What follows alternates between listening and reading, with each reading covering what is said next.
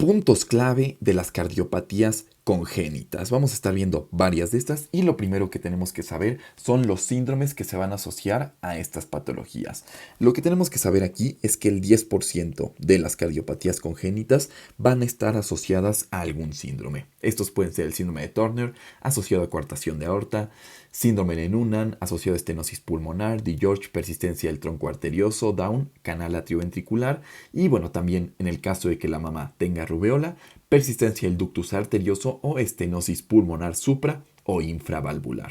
Vamos a ver después qué es o en qué se diferencian estos dos tipos de estenosis. Y también saber que la mamá con diabetes mellitus va a predisponer al producto a tener hipertrofia septal. Y bueno, nada más también conocer algunos datos curiosos que han sido preguntados en años pasados. Entonces, primero, ¿cuál va a ser el antibiótico más asociado a cardiopatías? Este va a ser el trimethoprim con sulfametoxazol. Que, bueno, el consumo también de marihuana se va a asociar a anomalía de Epstein, otro de nuestros datos curiosos, y es más difícil identificar una cardiopatía congénita en niños de piel morena, esto porque es más difícil identificar la cianosis. Entonces, esos son datos curiosos que han sido preguntados en años pasados. ¿Cuál va a ser la clasificación? Vamos a tener una división general que las va a dividir en cianógenas y acianógenas. Entonces, para esto hice este diagrama. Entonces, bueno, entendiendo aquí, tenemos de este lado, a ver, ¿dónde está el negro? Aquí está. De este lado tenemos nuestras cavidades derechas y de este lado tenemos nuestras cavidades izquierdas, entendiendo que en el lado derecho tenemos la sangre desoxigenada que va a ir a los pulmones a oxigenarse y posteriormente regresar a la circulación del lado izquierdo, ¿no? Porque en el lado izquierdo tenemos la sangre oxigenada, que va a ser la sangre roja, que va a ir al resto del cuerpo, ¿no? Entonces, aquí, pues para diferenciar un poquito entre estas dos, las cardiopatías, vamos a empezar primero con las cianógenas, son las que van a tener un cortocircuito de izquierda a derecha. Entonces, imaginémonos, bueno, sí. Entonces, cianógenas, no, perdón, al revés. Las cardiopatías acianógenas, ahora sí, entendiendo esta parte, ¿no?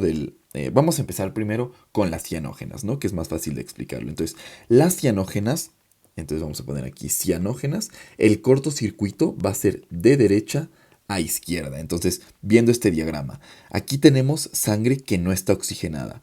Pasa aquí sangre no oxigenada que se va a ir al resto del cuerpo. Entonces, sí, se mezcla, o tenemos aquí la mayor parte que es sangre oxigenada, pero se va a mezclar con un poquito de sangre que no va a ser oxigenada. ¿Qué va a provocar esto? Que esté ahí, pues, sangre justo sin oxígeno, ¿no?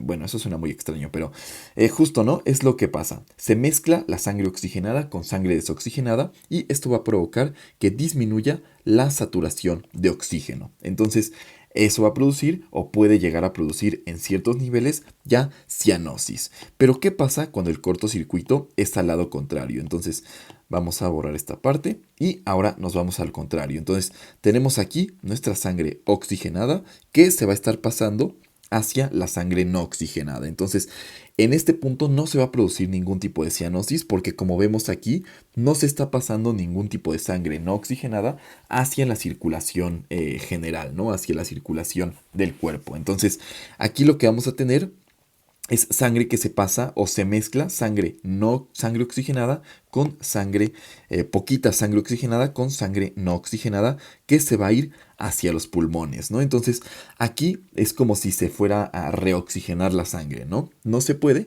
pero es como el concepto que tenemos que tener en mente, ¿no? Entonces aquí se reoxigena la sangre y pues no hay ningún problema, ¿no? Porque no se está yendo a la circulación general sangre sin oxígeno. Lo que sí pasa aquí es que va a aumentar. Si en este caso disminuía, en el caso de las cianógenas, la saturación de oxígeno, aquí no va a disminuir, pero va a aumentar el flujo pulmonar. Y bueno, esto nos va a causar un hiperflujo pulmonar o flujo pulmonar aumentado, que bueno, es importante a la hora de diferenciar entre nuestras cardiopatías y también lo vamos a poder ver reflejado en la radiografía. Entonces, muy importante entender por qué en una se produce cianosis y en otra no. Y básicamente es eso, ¿no? En las de derecha a izquierda metemos sangre no oxigenada a la circulación general produciendo cianosis. Y en las cardiopatías acianógenas metemos sangre oxigenada hacia sangre no oxigenada que se va a oxigenar, ¿no? Entonces, es básicamente lo que pasa y cómo diferenciamos unas de otras. Entonces, ahora sí, yéndonos a la clasificación, vamos a ver primero las acianóticas o acianógenas, ¿no? Entonces tenemos aquí como ejemplos la comunicación interauricular, comunicación interventricular y persistencia del conducto arterioso. Entonces, vamos a empezar con la comunicación interauricular. Entonces, en cuanto a la etiología, tenemos que la principal etiología va a ser por un ostium secundum. Vamos a poner aquí secundum en un 75% de los casos. Y como segunda etiología vamos a tener el ostium primum. Este es como el origen del defecto, no como tal el agente etiológico, sino más bien el origen del defecto. Este en un 15 a 20%. Y nada más saber que el ostium primum se va a asociar a insuficiencia mitral. Y también saber que el ostium primum sí se va a originar de cojinetes y el secundum, que es el más común, no va a estar originado de los cojinetes. En cuanto a la clínica, la CIA lo característico es encontrar el soplo con las siguientes características. Entonces va a haber un soplo sistólico con desdoblamiento fijo del segundo ruido en barra. Entonces, soplo sistólico, eso creo que es algo que comparten todos, pero lo característico aquí es el desdoblamiento del segundo ruido. Y como está escrito, en barra. Entonces, soplo sistólico lo tienen todos, pero desdoblamiento del segundo ruido en barra. Y bueno, nada más también saber que van a estar clasificadas en pequeñas y grandes. Las pequeñas van a ser de menos de 5 milímetros y estas o pueden persistir asintomáticas hasta los 30 a 40 años, y las grandes ya van a ser de más de 10 milímetros y ya se van a asociar con síntomas a los 20. ¿Y qué síntomas pueden ser? Pues síntomas como tal de insuficiencia cardíaca, ¿no? Entonces disnea, fatiga, arritmias, etc, ¿no? Entonces pequeñas menos de 5 milímetros, grandes más de 10 milímetros. Y obviamente las grandes van a expresar sus síntomas antes. Entonces eso es importante tenerlo en cuenta a la hora del tratamiento. Pasamos ahora a el diagnóstico, en donde en todos vamos a tener que el GOLD va a ser siempre el eco. Entonces en todas, eso ya para no mencionarlo, todas, GOLD es el ecocardiograma. Pero también vamos a tener distintos patrones en electro y en radiografía, sobre todo en radiografía, imágenes características, ¿no? En este caso, en el electrocardiograma vamos a identificar crecimiento derecho. Entonces, crecimiento derecho. ¿Por qué se imaginan qué es esto? Bueno, nos regresamos a este diagrama. Las que estamos viendo son justo las que están ahorita aquí representadas, ¿no? Entonces, si estamos nosotros pasando constantemente más flujo a esta parte de acá, obviamente va a tener que hacer mucho más fuerza esta pared del ventrículo derecho, ¿no? Entonces, por lo tanto, ¿qué va a provocar este esfuerzo o esta sobrecarga del ventrículo derecho? Que este empiece a crecer, se empiece a engrosar y entonces va a haber crecimiento de las cavidades derechas, ¿no? Eso es por lo que se produce. Entonces, vamos a encontrar al electrocrecimiento derecho y también podemos encontrar bloqueos de ramas derechas. Como dijimos, el GOLD es con el eco, y en la radiografía vamos a encontrar también lo mismo que aquí, ¿no? Entonces, radiografía también podemos encontrar cardiomegalia derecha y lo que vimos en esta parte de acá, ¿no? Entonces, vamos a encontrar aumento en el flujo pulmonar. Todo tiene que ver con el cortocircuito. Entonces aquí encontramos aumento en el flujo pulmonar. Estamos aumentando la sangre que llega al lado derecho del corazón, y por lo tanto estamos aumentando también la sangre que va a llegar a los pulmones. Ahora, el tratamiento en este caso va a depender del tamaño. Primero, saber que en el ostium secundum, que como vimos es la primera etiología, va a haber un cierre espontáneo en el 50%. Bueno, depende del tamaño, ¿no? Pero el 56% de las que sean de 4 a 5 milímetros, 56% van a tener cierre espontáneo en caso de que sean secundum. Muy importante recalcar eso. Entonces, las que sean pequeñas, que recordemos que son de menos de 5 milímetros, vamos a esperar a ver si tienen un cierre espontáneo. Ya si son grandes, de hecho, ya disminuye al 30% cuando ya son de 6 o más centímetros, ¿no? 6 a 7 milímetros, perdón, ya van a tener solo el 30%. Entonces, ya las que sean de más de 7 milímetros, entonces el corte van a ser los 7. Menos de 7 milímetros, esperamos el cierre espontáneo por esta estadística que nos beneficia. Más de 7 milímetros ya vamos a hacer cierre quirúrgico. Ese es básicamente el algoritmo. Pasamos ahora a la comunicación interventricular, en donde vamos a ver que esta es la principal cardiopatía congénita en el mundo.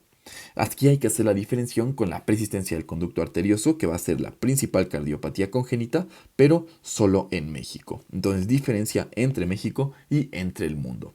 Pasamos concretamente a la comunicación interventricular, en donde tenemos que la principal etiología va a ser un defecto perimembranoso. Entonces, 80% va a ser perimembranoso, defecto perimembranoso. Y en segundo lugar, en un 15 a 20% tenemos un defecto muscular.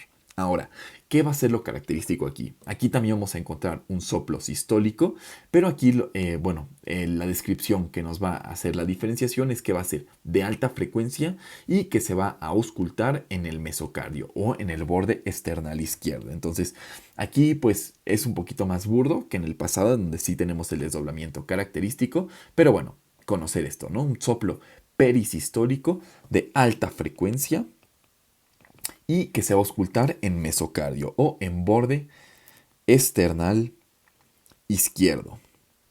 Ahora, en cuanto al diagnóstico, pasamos también aquí. En el electrocardiograma vamos a encontrar también crecimiento derecho. Entonces, crecimiento derecho, ya sea en el electrocardiograma o también en la radiografía de tórax, ¿no? Y bueno, también vamos a encontrar en esta, ¿qué creen? Lo mismo que vimos acá, ¿no? Entonces, aumento del flujo pulmonar porque es una cardiopatía congénita con cortocircuito de izquierda a derecha, ¿no? Vamos haciendo estas asociaciones. Ahora, el tratamiento aquí, igualmente va a depender de la etiología, pero hay que saber que en caso de que sea un defecto perimembranoso, perdón, un defecto muscular, que es la segunda etiología, 15 a 20%, recordemos, entonces muscular, entre el 70 y el 90% van a tener un cierre espontáneo, entonces tiene buen pronóstico, ¿no? Y bueno, nada más también saber que en caso de que no tenga cierre espontáneo, vamos a pasar al cierre percutáneo. Y el cierre percutáneo se tiene que hacer en mayores de 3 años. Entonces, más de 3 años que no ha cerrado espontáneamente, lo pasamos a cirugía.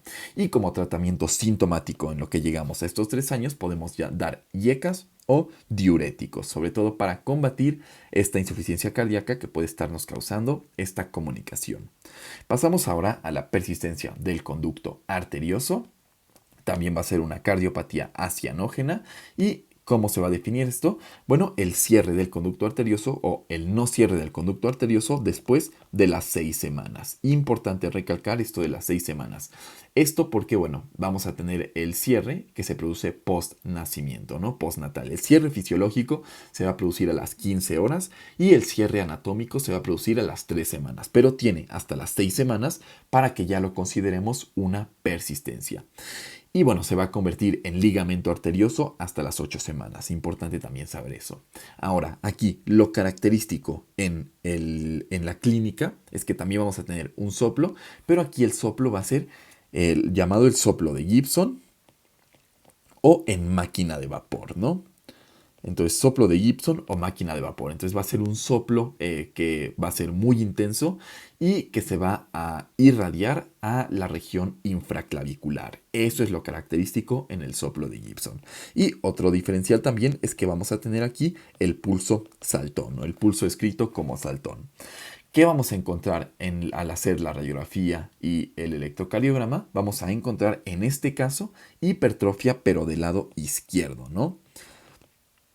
Recordemos que aquí el defecto no está como tal en el corazón, sino que está más en la arteria subclavia, en el tronco raquiocefálico, ¿no? Entonces, aquí, pues justo, como yo me lo imagino, es que al estar el defecto, pongamos, a este nivel, el ventrículo izquierdo como que tiene que trabajar más porque tiene que romper tanto la presión para ir hacia acá como la presión para ir hacia acá. Entonces el ventrículo izquierdo va a estar trabajando mucho y por lo tanto va a crecer, ¿no? Entonces, importante recordar esto, que en este caso la hipertrofia va a ser del lado izquierdo. Esto en el electrocardiograma y también en la radiografía.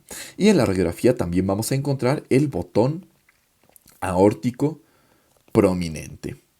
Ese es otro dato característico. Y bueno, nada más también saber que podemos realizar por ecocardiograma una clasificación que se va a llamar clasificación de Krichenko. Entonces, Nada más saber que ese es el nombre de la clasificación de la persistencia del conducto arterioso. Y bueno, ¿cuál va a ser nuestro tratamiento? Aquí vamos a poder nosotros producir el cierre con indometacina o ibuprofeno, o también producir hacer el cierre quirúrgico, ¿no? Esto, nada más saber que el cierre quirúrgico no va a estar indicado en menores de 3 milímetros, en defectos menores de 3 milímetros, que no tengan soplo ni tienen síntomas, ¿no? Podemos permitir el avance de la patología o la evolución natural, la libre evolución, ¿no? Y bueno, ¿cuál va a ser la complicación más asociada a este? La endocarditis infecciosa, sobre todo asociada al cierre quirúrgico. Pero bueno, el tratamiento normalmente va a ser indometacina o ibuprofeno para nosotros producir el cierre de este defecto. Pasamos ahora a las cardiopatías cianóticas, donde tenemos las que pues son mucho más graves, ¿no? Estas sí se van a asociar a mucha mayor mortalidad de los niños. Aquí tenemos la tetralogía de Fallot, la anomalía de Epstein y la transposición de grandes vasos. Entonces vamos a empezar con la tetralogía de Fallot, que nada más saber aquí que esta va a ser la número 1, la cardiopatía número 1 al año. Diferente a lo que pasa en la transposición de grandes vasos, que va a ser la cardiopatía número 1 al nacimiento. Entonces, aquí pues podemos hacer una asociación desafortunada y pues nada más saber que al ser la transposición de grandes vasos una cardiopatía de muy mal pronóstico, la mayoría van a morir y por lo tanto ya no van a llegar al año. Entonces, por eso es que el Fallot es más predispone o tiene mucha más predisposición al año que la transposición de grandes vasos, porque la transposición de grandes vasos nacen más con esta malformación, pero como se mueren ya no llegan al año y la sustituyen los que tienen Fallot, que sí llegan al año, que tienen mejor pronóstico. Entonces, ¿cuál va a ser o qué va a componer nuestra tetralogía de Fallot? Son 4 patologías, todas casi, pues provocadas por un defecto primario, que es la estenosis pulmonar. Entonces vamos a poner aquí estenosis pulmonar, que de hecho va a ser nuestro, de las 4, el parámetro con el que vamos a basar el pronóstico. Y bueno, importante, no es como el más importante de todos, la estenosis pulmonar, que aquí en este caso va a ser subvalvular. Entonces, subvalvular va a ser la que se asocie a tetralogía de Fallot. Subvalvular, tetralogía de Fallot, porque la supravalvular se va a asociar a una estenosis pulmonar aislada. Y como sabemos, o como ya lo dije, la estenosis pulmonar va a ser el más importante y el parámetro en el que nosotros basemos el pronóstico. Segundo, bueno, este es el primer criterio. El segundo criterio va a ser cabalgamiento aórtico. El tercer criterio va a ser comunicación interventricular y el cuarto criterio va a ser la hipertrofia del ventrículo derecho. Recordemos aquí que todas estas cardiopatías van a ser o van a tener un cortocircuito de derecha a izquierda, provocando la cianosis, ¿no? Entonces, bueno, ¿esta con qué va a estar asociada? Va a estar asociada con el síndrome de Down o también con anomalías del cromosoma 22. Entonces, síndrome de Down, cromosoma 21 o anomalías del cromosoma 22, ¿no? Números seguiditos. ¿Cuál va a ser la clínica de este? Aquí vamos a tener cianosis, obviamente en todos vamos a tener cianosis que aumenta durante el esfuerzo, pero aquí lo característico es encontrar un soplo sistólico en el foco pulmonar en forma de diamante. Entonces, soplo sistólico en foco pulmonar en forma de diamante. Y bueno, también puede tener crisis de hipoxemia. No vamos a tener o no tenemos una clínica tan característica. Lo que sí tenemos es estudios característicos, una imagen muy característica. Y en este caso tenemos a la radiografía la forma del zapato sueco. Eso es lo característico a encontrar en la radiografía. Entonces no es más que la hipertrofia del ventrículo derecho lo que da esta forma. Entonces imaginemos que aquí está el corazón, este es el ventrículo derecho que está crecido y aquí está el ventrículo izquierdo, ¿no? Entonces eso es lo que le va a dar la forma del zapato sueco, ¿no? Lo que se describe como el zapato sueco. El ventrículo izquierdo está muy feo, pero así, ¿no? Más o menos. Entonces, normalmente esto debería estar por aquí y es como se vería el corazón normal. Pero en este caso, al estar hipertrofiado, va a tener la forma del zapato sueco. ¿Qué más podemos encontrar? En estos casos, también el GOLD siempre va a ser el ecocardiograma. Ecocardiograma siempre el GOLD, tanto en cianóticas como acianóticas. Y en el electro vamos a encontrar también la hipertrofia del ventrículo derecho. Entonces, aumento del ventrículo derecho. Eso es en lo que podemos resumir el diagnóstico tanto en radiografía como en electrocardiograma. ¿Cuál va a ser el tratamiento de este? Podemos dar en un manejo inicial morfina para el dolor con oxígeno y ponerlo en posición genopectoral. Y bueno, también vamos a tener que se va a dividir en una tetralogía de Fallot con anatomía favorable y anatomía desfavorable. Y bueno, si tiene anatomía desfavorable y el defecto interventricular es de es de menos de 6 milímetros, vamos a dar únicamente tratamiento paliativo. Y bueno, aquí lo que hay que conocer es el nombre de la cirugía que vamos a hacer, que es la cirugía de Ballock-Taussig. Entonces, Ballock como balón, Ballock-Taussig va a ser la cirugía de corrección de la tetralogía de Fallot. Y lo que hacemos aquí es una fístula sistémico pulmonar. Eso es lo que vamos a hacer y esta va a estar contraindicada en menores de 3 meses, pero se tiene que realizar antes de los 18 meses. Entonces, antes de los 18 meses, no en menos de 3 meses. Pasamos ahora a la anomalía de Epstein, que la anomalía de Epstein va a ser la implantación baja de la válvula tricuspidea. Esta se va a asociar a comunicación interauricular y anomalías en el sistema de conducción. Y bueno, esas van a ser nuestras principales asociaciones. Nada más saber que es la implantación baja de la válvula tricuspidea. Entonces, válvula tricuspidea en el ventrículo derecho, si normalmente está implantada ahí. En este caso vamos a tener una aurícula gigante y un ventrículo pequeñito, ¿no? Porque se implanta más abajo, ¿no? ¿Cuál va a ser nuestra asociación? Ya lo dijimos, CIA y anomalías en sistema de conducción. La clínica característica. Aquí lo que vamos a tener, como en las otras dos también, cianosis y vamos a tener sobrecarga de las cavidades derechas. Entonces, como pasa en las acianógenas, que se sobrecargan las cavidades derechas, también va a pasar aquí. Pero esto es por el lado de la válvula, o el lado en el que se encuentra la válvula tricuspidea. Podemos tener aquí también bloqueo de rama derecha y podemos tener ciertas, sobre todo en el electro, pero también cierta sintomatología del síndrome de Wolff-Parkinson-White. Es el único que nos va a provocar sintomatología de síndrome de Wolff-Parkinson-White. ¿Qué vamos a encontrar en este caso en el electro? Como ya lo dijimos, sobrecarga derecha y bloqueos. ¿Cuál va a ser la imagen característica a la radiografía? Va a ser la imagen en garrafa. Y bueno, el gol también aquí va a ser el ecocardiograma, pero aquí la imagen en garrafa es lo característico y no es más que pues como que el corazón así cuadrado, ¿no? Porque el ventrículo derecho está muy grande y entonces si normalmente es como puntiagudito hacia acá por el ventrículo izquierdo, en este caso al estar el ventrículo derecho gigante como que cuadricula el corazón, ¿no? Ese es el signo de la garrafa que encontramos en la anomalía de Epstein. Aquí el tratamiento, nada más saber que vamos a tener un tratamiento quirúrgico. Y por último pasamos a la transposición de grandes vasos, que es cuando la aorta sale del ventrículo derecho, algo que no tiene que pasar, y cuando la arteria pulmonar sale del ventrículo izquierdo. Esta va a ser una anomalía totalmente incompatible con la vida, por lo cual estos niños para vivir necesitan tener una cardiopatía acianógena, una de estas tres que vimos acá, que normalmente va a ser la persistencia del conducto arterioso la que se asocie a que estos niños puedan vivir. En caso de que no la tengan, la podemos provocar. Ahorita lo vamos a ver en el nacimiento, pero para que estos niños vivan necesitan un cortocircuito que sea, en este caso, de izquierda a derecha, porque este es un cortocircuito de derecha a izquierda. No, de hecho este no tiene ni siquiera cortocircuito. Este es una cardiopatía. Sí, este no tiene cortocircuito, sino que más bien nunca se está oxigenando la sangre, ¿no?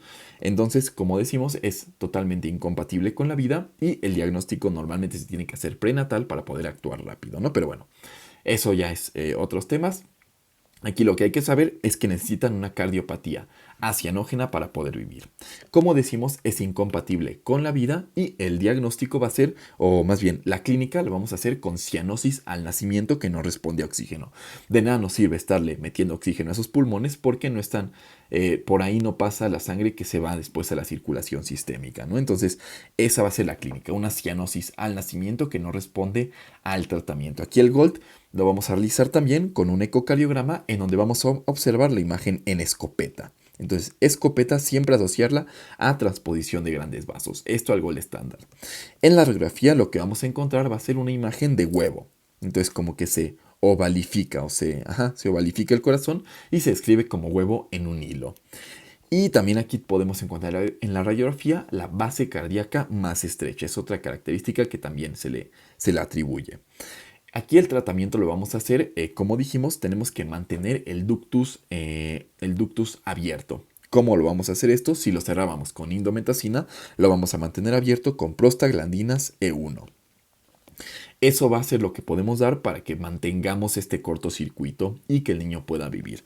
Y el tratamiento definitivo va a ser tratamiento quirúrgico en donde vamos a hacer un switch arterial de Yatene. Entonces, así se escribe, Yatene. Ese va a ser el tratamiento quirúrgico, switch arterial de Yatene. Y eso sería todo en cuanto a la transposición de grandes vasos. Vamos a pasar por dos últimas patologías, unas cardiopatías congénitas obstructivas y la estenosis pulmonar. Como cardiopatía o como lesiones obstructivas tenemos de principal ejemplo a la coartación aórtica, que va a ser un estrechamiento de la aorta en alguno de sus puntos. Entonces, imaginemos que este es el ventrículo izquierdo y de repente sale la aorta, ¿no? Y bueno, la coartación aórtica va a ser si de repente por aquí se estrecha y sigue, ¿no? O si se estrecha por aquí, etcétera, ¿no? Pero es un estrechamiento de la aorta. Entonces, esa va a ser la coartación aórtica. Vamos a tener varios tipos. Tenemos la yuxtaductal, que bueno, esta va a ser cercana a la subclavia izquierda. Esto, imaginémonos un poquito más arriba, ¿no? Como por aquí, ¿no? Que es por donde está la subclavia izquierda. Ahí es la yuxta. Entonces dijimos yuxtaductal. Esta va a ser la de peor pronóstico. Esta va a ser muy mortal. Y también tenemos la postductal, que ya va a ser después, ¿no? Entonces ya va a ser, imaginémonos, en esta zona de acá. Y esta de acá va a tener un mejor pronóstico, va a tener menos mortalidad. Y de hecho se dice que la postductal es la del adulto.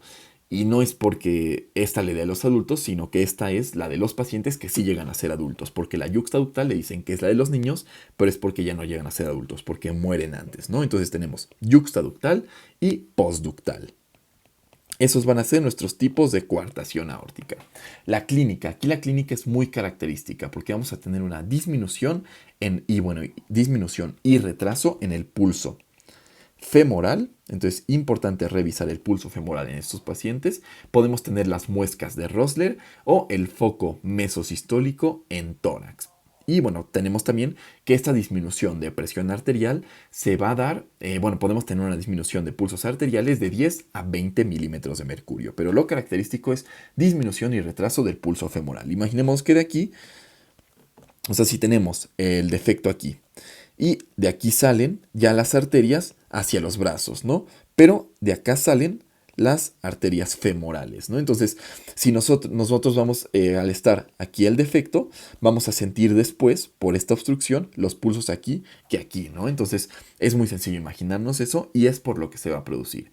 El diagnóstico lo vamos a hacer con una radiografía, en primer lugar, en donde podemos observar el signo de 3 o las muescas de Rosner. Y el tratamiento va a ser quirúrgico y sobre todo en menores de 5 años, en quienes se prefiere la cirugía o en quienes está más recomendado hacer la cirugía. Pasamos ahora a la estenosis pulmonar, el último tema. Entonces aquí una estenosis pulmonar aislada va a ser una cardiopatía cianótica. Y bueno, aquí ya sabemos que, como lo dijimos, la subvalvular se va a asociar a tetralogía de Fallot y la supravalvular a una aislada. Entonces, eso es la supravalvular aislada, infravalvular o subvalvular a Fallot. Lo característico aquí en la clínica es encontrar un soplo sistólico en el foco pulmonar, descrito con el epónimo de Rivero Carballo. Entonces, eso en cuanto a la clínica y también podemos encontrar el segundo ruido atenuado o un cuarto ruido derecho. El diagnóstico lo vamos a hacer con radiografía, en donde vamos a observar, radiografía con crecimiento derecho y el tratamiento va a ser valvuloplastía. Y bueno, eso sería todo en cuanto a la estenosis pulmonar y eso sería todo en cuanto a nuestros temas de cardiopatías congénitas. De este lado queda la primera parte del apunte, acá queda la segunda parte y por último acá queda la tercera. Y sería todo. Muchas gracias.